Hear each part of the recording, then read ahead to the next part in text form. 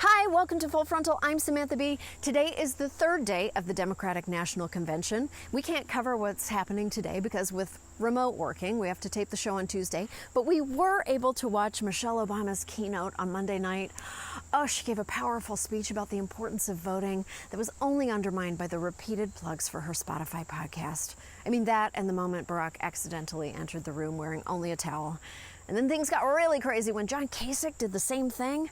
Well, I'm not sure what's happening right now at the convention. Vice presidential candidate Kamala Harris may be speaking this very second.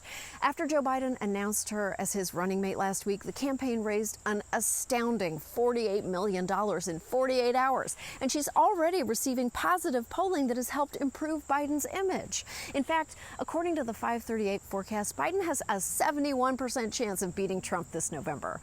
It's the type of news that makes you want to go ahead and release the red, white, and blue balloons, right? Well, pop those balloons. Do none of you remember 2016? Nate Silver personally took a crap in the middle of my bed, and then I almost died from choking on a pantsuit cookie. This is not the time to get complacent. We don't know what's about to happen. Next week, the president is going to accept his nomination from the White House or Gettysburg or Epcot's spaceship Earth. We do not know. And that is why we have to remain vigilant, aware, and ready to strike. Like Ellen DeGeneres when she runs across a too nice crew member. It's the only way they learn. And it's also why I'm pleased to announce Full Frontal's theme for this election, Expect the Worst 2020.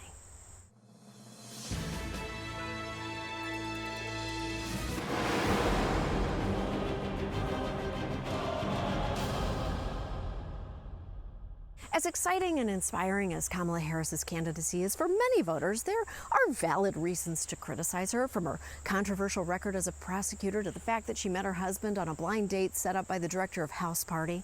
Even weirder, that blind date took place on the set of House Party 2. They went from a pajama jammy jam straight to a wham bam thank you ma'am.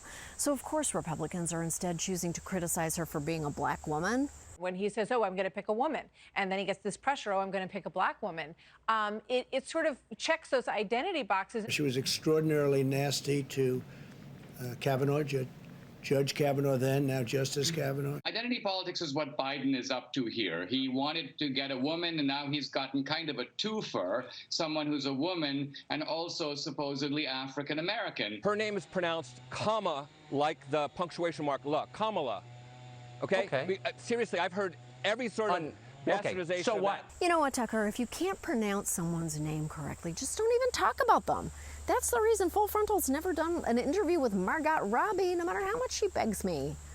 If these attacks on Harris's gender and race sound familiar, it's because a lot of them are just repeats of the bullshit used against Hillary Clinton and President Obama.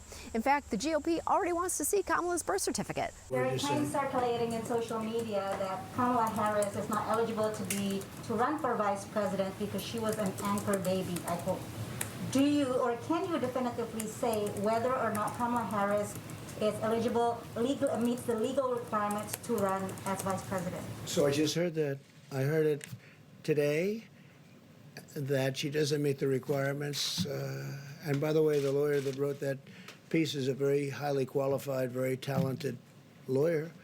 I have no idea if that's right. To be clear, she does meet the constitutional requirements. She just doesn't meet Trump's VP requirement, which is looking like a child of the corn who got bigged. If you liked this video, hit subscribe and let me know in the comments below. And if you didn't like this video, I'm sure you've already left a comment. Thank you so much.